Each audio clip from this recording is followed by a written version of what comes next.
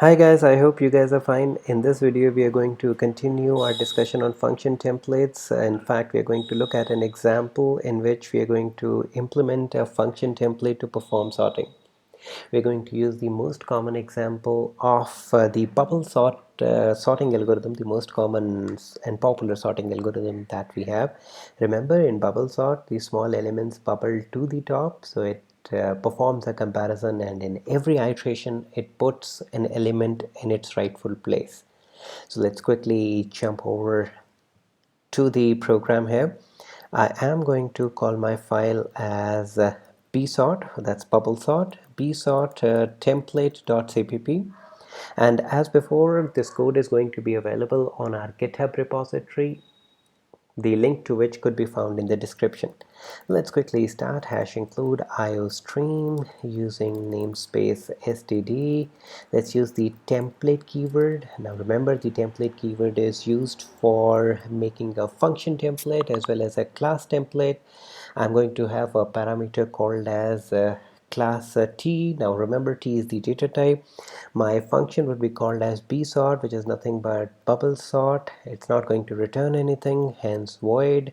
It's going to be passed an array of type t, and I'm going to pass it the size of the array which will be held in n. Now remember, I can have a parameter to this function which could be of type t, and it could also contain another type, and it could be intermixed with built-in types. So I have parameters of type t and integer here.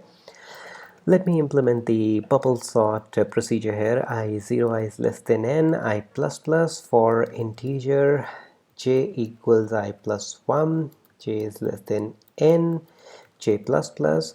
So if you find an element ai which is greater than aj, remember I'm sorting them in ascending order, let me call the inbuilt function swap ai and aj. This should place the elements in the desired order. Let's go to the main function. In the main function, I will have an array which has 5 elements all jumbled up. Let me call the bsort function on it. Let me pass 5 elements.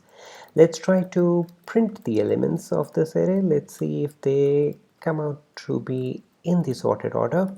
Okay, let me declare a character array. I'll call it b, and in this character array I'll write down z, I'll write down a, I'll write down b, I'll write down d. Remember, I am going to sort them as per the ASCII values. That means nothing but the lexicographical order or the alphabetical order. I'm going to call it b sort b and then number of elements, which are 5. Let me simply go ahead and print them out. C out b of I, and let me change the line. I need to change the line here as well, just to make sure that all the outputs, all the 3 arrays come on separate lines. Let me make a double array, double C. I'm going to have 5 elements here: 4.4, 3.3, 1.1, 2.2, and 5.5. Let me call the bsort function on this as well, and let me try to print all the elements of this array. Let's see if it could make it in ascending order. C out of C of I, let me put a space here, and let me put end L. Let's quickly compile and run it. So g++ b sort template.cpp. Waiting. Okay, got lucky there, no errors. Let's run it. 1 2 3 4 5 sorted order a b c d z. Once again, sorted order or alphabetical order. 1.1, 2.2, 3.3, 4.4, 5.5. So we have everything available in the ascending order. All I needed to do is write down a template function. This is my template function. Otherwise, I would have required a separate function for sorting an integer array, maybe a separate one for sorting the character array, and a separate function for sorting the double array.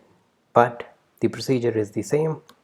I can get all the tasks done with the help of this bsort or bubble sort template function or function template. That's it for this video, guys. I hope you guys found this video useful. Be safe, take care. Thank you.